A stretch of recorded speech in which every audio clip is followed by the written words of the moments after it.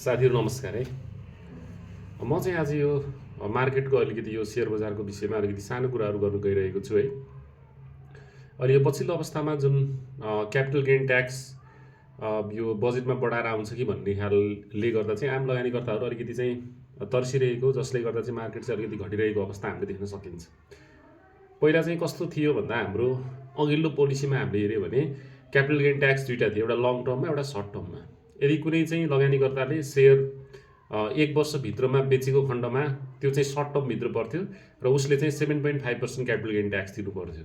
तर त्यही उसले चाहिँ तपाईँको 1 वर्षभन्दा बढी समयपछि बेच्यो अथवा तपाईँको 1 इयरभन्दा बढी टाइम होल्ड गर्यो भने उसले चाहिँ जम्मा 5% मात्रै क्यापिटल गेन ट्याक्स तिर्यो हुन्थ्यो। तर अहिले पछिल्लो अवस्थामा चाहिँ अहिले बजारमा आइरहेको हल्ला कस्तो छ भन्दा यो क्यापिटल गेन ट्याक्स चाहिँ अबको बजेटमा सरकारले यो सर्ट टर्मलाई चाहिँ 10% पुर्याउँदैछ र लङ टर्म चाहिँ त्यति नै हुन्छ भन्ने खालको बुझाइ छ है। र अब जस्तै डेट सपोज मानौँ अब यो जुन सर्ट टर्ममा चाहिँ जुन 7.5% थियो, जसले चाहिँ 1 वर्षभित्रमा सेयर बिक्री गरेको खण्डमा त्यसमा हुने क्यापिटल गेनमा चाहिँ जुन 7.5% ट्याक्स तिर्नुपर्ने थियो त्यसलाई बढाएर अब 10 भनेको जम्मा त्यसमा 2.5% को मात्रै इन्क्रिमेन्ट हो। त्यसले चाहिँ मार्केटमा त्यस्तो बढी प्यानिक बनाउने अथवा त्यस्तो धेरै समस्या सिर्जना हुने खालको अवस्था चाहिँ हामीले देख्न सकिँदैन। अहिले चाहिँ अलिकति मान्छेलाई तर्साउनको लागि पनि यो खालको अलिकति मार्केटमा खेल भइरहेको हुन सकिन्छ र हामीले त्यसरी पनि बुझ्न सकिन्छ यो क्यापिटल गेनको कुरा। अर्को कुरा चाहिँ अब जुन अहिलेको जुन वर्तमान परिस्थिति छ सबै दृष्टिकोणबाट हेर्दा चाहिँ अब देशको इकोनोमिक कन्डिसनहरू बिस्तारै राम्रो दिशातिर गइरहेको हामीले हेर्न सकिन्छ। हिजोको दिन जुन कोभिडको अवस्था थियो त्यसबाट सुध्रिँदै अहिलेको अवस्थामा आइपुग्दाखेरि चाहिँ सबै कुराहरू अहिले हामीले पोजिटिभ हेर्न सकिन्छ। ब्याङ्कमा चाहिँ तरलता फालाफालको स्थिति छ। दिनदिनै राष्ट्र ब्याङ्कले अरबौँ पैसा राष्ट्र ब्याङ्कले चाहिँ कमर्सियल ब्याङ्कहरूबाट तानेर ब्याङ्क तथा वित्तीय संस्थाहरूबाट तानेर लैरहेको अवस्था हामीले देख्न सकिन्छ। त्यो पनि एउटा पोजिटिभ सिचुएसन हो। त्यसै गरेर प्रत्येक ब्याङ्कको सिडी रेसियो पनि सफिसियन्ट देखिन्छ, ब्याङ्कसँग लगानी योग्य पुँजी सफिसियन्ट छ है। त्यो पनि एउटा राम्रो पक्ष भयो। अर्को चाहिँ राम्रो न्युज यो हाम्रो सेयर बजारको लागि सबभन्दा राम्रो न्युज भनेको अस्ति मात्रै मौद्रिक नीतिको समीक्षामा चाहिँ कस्तो खालको आयो त भन्दाखेरि मौद्रिक नीतिको समीक्षामा राष्ट्र ब्याङ्कले चाहिँ जुन यो मार्जिन लेन्डिङ जुन सेयर धितो कर्जा जुन रेट थियो त्यसमा चाहिँ पहिला के थियो भन्दा चाहिँ 125% रिक्स वेट थियो 120, त्यसलाई चाहिँ घटाएर चाहिँ अहिले पछिल्लो अवस्थामा त्यसलाई 100% मा कायम गरेको छ। त्यसले गर्दाखेरि पनि अब यसले चाहिँ के देखिन्छ त भन्दा स्टकमा चाहिँ इन्भेस्टमेन्ट गर्दा मार्जिन लेन्डिङ गर्दाखेरि चाहिँ रिक्स चाहिँ 100% हुन्छ भन्ने हिसाबले चाहिँ नियमनकारी निकायले त्यसलाई चाहिँ क्लियर गरिदिरहेको अवस्था छ। जसले गर्दाखेरि चाहिँ अब चाहिँ जुन हामीले ब्याङ्कबाट लोन लिएर सेयर खरिद गर्दा जुन हाम्रो ब्याज दर हुन्छ, ब्याज दर चाहिँ बेस रेटमा प्रिमियम जोडेर ब्याज दर निर्धारण हुन्छ र त्यो प्रिमियम चाहिँ अब के हुन्छ त भन्दाखेरि घट्छ। प्रिमियम घटिसकेपछि अभियसली जुन सेयर लोनको एग्रिगेटमा ब्याज दर चाहिँ के हुन्छ, घट्न पुग्छ, जसले गर्दा पनि लगानीकर्तालाई सहज स्थिति चाहिँ हामीले देख्न सकिन्छ। र अहिले पछिल्लो अवस्थामा हेऱ्यो भने ब्याज दर पनि अहिले सेयर लोनको ब्याज दर हेऱ्यो भने हाम्रो सिंगल डिजिटमै हामीले इन्ट्रेस्ट रेटहरू देख्न सकिन्छ है। त्यसले गर्दा पनि यो भनेको मार्केटको लागि एकदमै फेभरेबल सिचुएसन हो, किनकि म्याक्सिमम लगानीकर्ताहरूले चाहिँ ब्याङ्कबाट चाहिँ ऋण लिएर चाहिँ सेयर किनिरहेको हामीले हेर्न सकिन्छ र त्यसमा चाहिँ अहिले ब्याज दर एकदमै सस्तो 8-9% मा चाहिँ सेयर धितो कर्जा चाहिँ लगानीकर्ताहरूले पाइरहेको अवस्था हामीले देख्न सकिन्छ।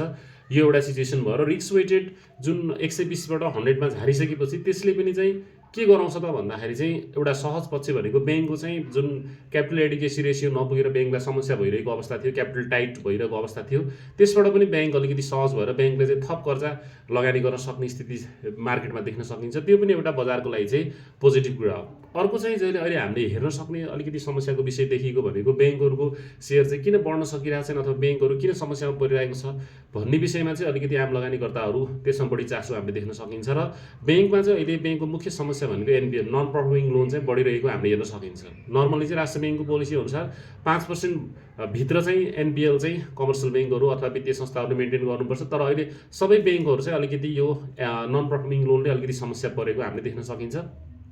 र यसको लागि चाहिँ जुन चाहिँ क्लाइन्ट अथवा बरोवरले चाहिँ ब्याङ्कबाट लोन लिनुभएको थियो उहाँहरूले चाहिँ त्यसको लागि चाहिँ प्लेज अथवा त्यसको चाहिँ कोल्याटर चाहिँ उहाँले रियल इस्टेट प्रपर्टी घर जग्गा चाहिँ धितो राख्नुभएको थियो र ब्याङ्कले चाहिँ जब त्यो लोन खराब भइसकेपछि ब्याङ्कले पैसा उठाउन नसकिसकेपछि अब त्यही जग्गालाई लिलामी गरेर ब्याङ्कले चाहिँ के गर्नुपर्ने हुनसक्छ त पैसा उठाउनु पर्ने हुन्छ। अहिले पछिल्लो अवस्थामा चाहिँ मेन समस्या ब्याङ्कको भने चाहिँ के भयो त भन्दा त्यो जुन जग्गा जुन धितो लिलामी राखेको थियो त्यो जग्गा चाहिँ ब्याङ्कले चाहिँ अहिले सकार्न सकिरहेको छैन, किन्ने मान्छे मार्केटमा छैन अहिले होइन।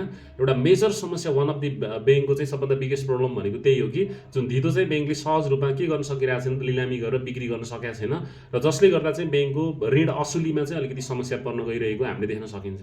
र यसको लागि चाहिँ अब सरकारले चाहिँ नयाँ पोलिसी बनाएर चाहिँ यो एसेट्स म्यानेजमेन्ट कम्पनी खोल्ने र त्यसमा पनि जति पनि ब्याङ्कको चाहिँ घर ब्याङ्किङ सम्पत्तिहरू छ त्यो घर ब्याङ्किङ सम्पत्तिहरूलाई चाहिँ एउटा बिक्री गर्ने एउटा माहौल क्रिएट गर्ने र त्यसलाई चाहिँ सेयर जस्तै अथवा अरू सम्पत्ति खरिद बिक्री गरे जस्तै चाहिँ एउटा बिक्री गर्ने वातावरण बनाएर चाहिँ ब्याङ्कले चाहिँ त्यो जुन के भन्छ खराब कर्जा चाहिँ उठाउनको लागि चाहिँ सहज हुने हामीले देख्न सकिन्छ, किनकि खराब कर्जाको समस्या भनेकै त्यही धितोको लिलामी नभएको कारणले गर्दा हो।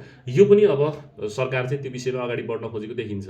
र अहिले पछिल्लो अवस्थामा हेर्दाखेरि गभर्नर पनि जुन विश्व पौडेल गभर्नर विश्वनाथ पौडेल नीति हुनुभएको छ, उहाँ गभर्नर पनि अहिले हेर्दा उहाँ चाहिँ अब काङ्ग्रेसबाट डिजर्भ गर्नुहुन्छ हिजोको पृष्ठभूमि हेर्दा, तर 2 वर्ष अगाडि नै राजीनामा दिएको भन्ने कुरा पनि छ। तर नर्मल्ली चाहिँ काङ्ग्रेसले भनेको चाहिँ अब जहिले पनि पुँजीवादलाई चाहिँ के अरे जुन पुँजी बजारलाई चाहिँ अलिकति पोजिटिभ हेरेको हामीले हेर्न सकिन्छ। उनीहरूको आइडियोलोजीमा पनि कम्युनिस्टहरूभन्दा चाहिँ अलिकति बढी पोजिटिभ भएको हामीले देख्न सकिन्छ होइन। त्यो कारणले गर्दा अस्ति उहाँ आइसकेपछि उहाँले लघुवित्तको पनि अलिकति पोजिटिभ कुरा गर्नुभयो।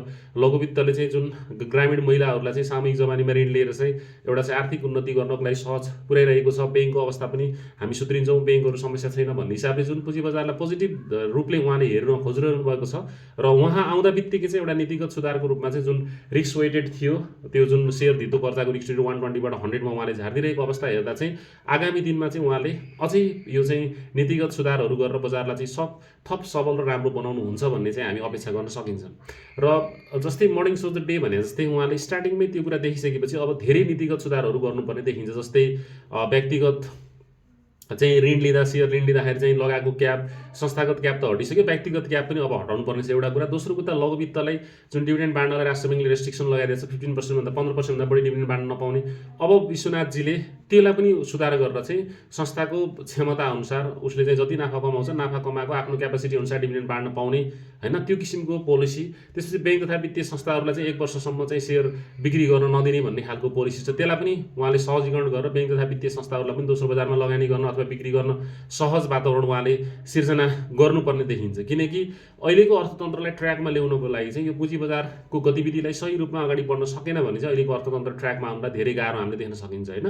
त्यो कारणले गर्दा अहिलेको अर्थमन्त्री पनि विष्णु पौडेल पनि पुँजी बजारमा पहिलाको हिस्ट्री हेर्दा पनि उहाँले राम्रै गरेको हामीले देख्न सकिन्छ र गभर्नर पनि पोजिटिभ देखिन्छ। त्यो कारणले गर्दा अहिले समग्र दृष्टिकोणले हामीले हेर्दाखेरि चाहिँ लार्जेस्ट 2टा पार्टी चाहिँ अहिले चाहिँ हाम्रो गभर्मेन्ट छन्, सरकारमा सामेल छन् र यो सरकार पनि तत्कालै ढल्ने अवस्था पनि देखिँदैन। किनकि सरकार ढलिसकेपछि अर्को गभर्मेन्ट बन्नको लागि समीकरण पनि 137 सिट पुर्याउनको लागि पनि त्यति सहज देखिँदैन, किनकि रवि लामिछाने जेलमा भइरहेको हामीले देख्न सकिन्छ होइन। त्यो कारणले गर्दाखेरि पनि त्यो पनि त्यति राजावादीहरू आन्दोलनमा देखिरहन्छ, त्यो त्यति सहज देखिँदैन। र नेक्स्ट भनेको अहिले चाहिँ बजारलाई अलिकति प्रभावित पारिरहेको भनेको राजावादी आन्दोलन अहिले हामीले देख्न सकिन्छ है। र यो राजावादी आन्दोलन पनि अब जस्तै अब यो असार के अरे जेठ 15बाट आन्दोलन सुरु भन्ने कुरा छ।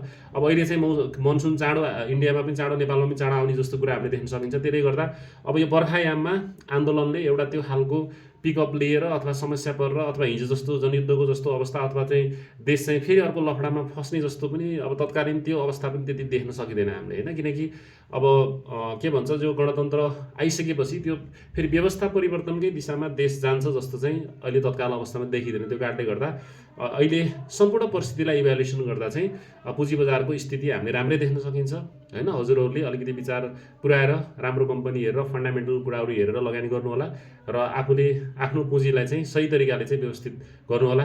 धन्यवाद।